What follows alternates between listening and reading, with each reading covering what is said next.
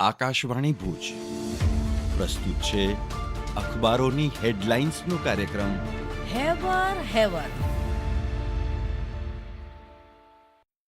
નમસ્કાર, હું મનોજ સોની. કચ્છ મિત્રની આજની હેડલાઇન: સ્વદેશી અપનાવો, મોદીએ માગી બર્થડે ગિફ્ટ. 75માં જન્મદિને વડાપ્રધાને મધ્યપ્રદેશના સમારોહમાં પાકિસ્તાન પર કર્યા આકરા પ્રહાર. દેશ વિદેશમાં ઉજવણી. સ્વસ્થ નારી સશક્ત પરિવાર અભિયાનનો આરંભ. 70 દેશમાં રક્તદાન કેમ્પ યોજાયો.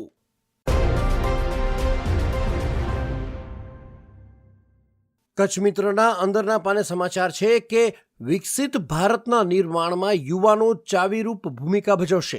કચ્છ યુનિવર્સિટીના 20મા યુવા મહોત્સવ કલાકૃતિનો પ્રારંભ. 2 દિવસના આયોજનમાં 45 ટીમના 1100 કલાકાર જોડાયા. માર્ચ પાસ્ટમાં થયા દેશની સંસ્કૃતિના દર્શન.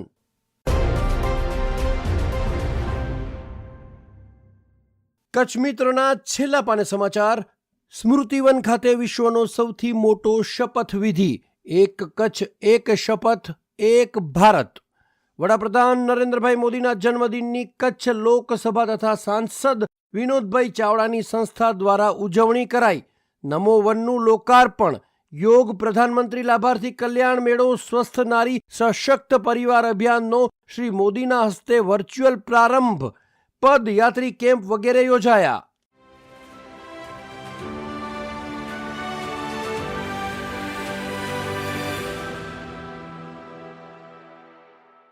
દિવ્ય ભાસ્કરની હેડલાઇન જોઈએ તો વન નેશન વન ટાઈમની તૈયારી શરૂ.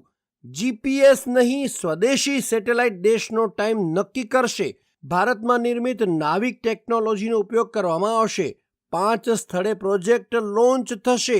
એક જ સમય પ્રમાણિત કરવા એનપીએલ ઇસરોની મદદ લેવાશે.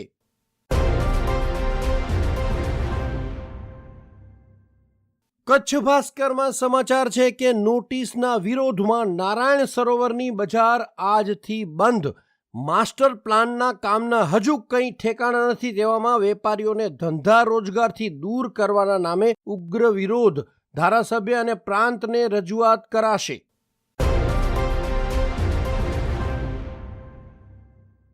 દિવ્ય ભાસ્કરના ભુજ ફ્રન્ટ પેજ પર સમાચાર છે કે કચ્છના 10 બાર કાઉન્સિલની આગામી 19 ડિસેમ્બરના ચૂંટણી. 1 બાર 1 નોટ સિદ્ધાંત હેઠળ દરેક વકીલ એક જ બારમાં મતદાન કરી શકશે. મહિલા ધારાશાસ્ત્રીને પ્રતિનિધિત્વ આપવાનો નિયમ.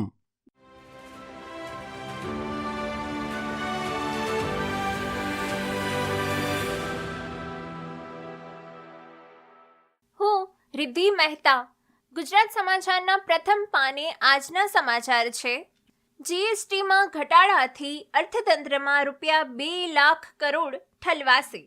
22 સપ્ટેમ્બરથી જીએસટીના નવા ઘટાડેલા દરો અમલમાં આવશે. જો કે કેટલીક કંપનીઓએ અત્યારથી જ ભાવ ઘટાડ્યા.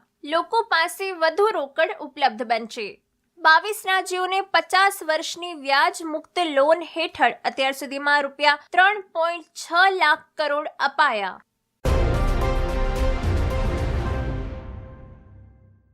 ગુજરાત સમાચારમાં બીજા પાને સમાચાર છે: માતાના મઢ સંકુલમાં મોબાઈલ કેમેરા, શ્રીફળ, શંકાસ્પદ વસ્તુ લઈ જવાની મનાઈ. સેવા કેમ્પોએ નજીકના પોલીસ મથકે જાણ કરવા તેમજ ભારે વાહન વ્યવહાર ઉપર પ્રતિબંધ ફરમાવતું જાહેરનામું.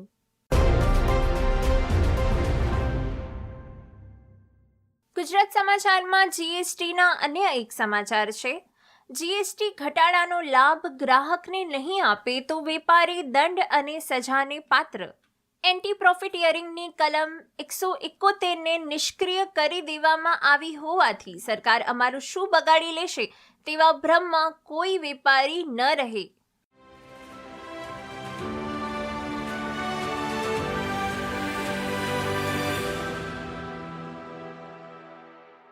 હું ઈશા ઉપાધ્યાય. સંદેશના સ્પોર્ટ્સ પેજ પર સમાચાર છે: વર્લ્ડ એથ્લેટિક્સ ચેમ્પિયનશિપમાં નીરજ ચોપડા પહેલા પ્રયાસમાં જ જેવલિન થ્રોની ફાઇનલમાં. ભારતનો સચિન યાદવ પણ ક્વોલિફાય થયો. આજે ફાઇનલ મુકાબલો.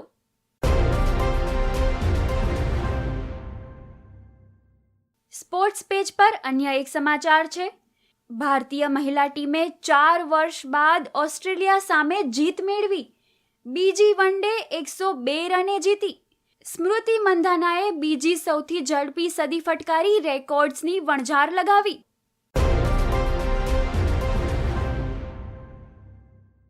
સંદેશના નેશનલ ઇન્ટરનેશનલ પેજ પર સમાચાર છે. કેરળમાં બ્રેઇન ઇટિંગ અમીબાનો હાહાકાર. 19ના મોતથી હેલ્થ ડિપાર્ટમેન્ટ એલર્ટ પર. અત્યાર સુધીમાં રાજ્યમાં 69 કેસ નોંધાઈ ચૂક્યા છે. આરોગ્ય પ્રધાન.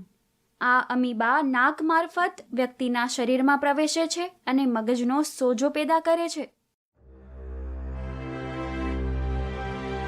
અખબારોની હેડલાઇન્સનો કાર્યક્રમ હેવર હેવર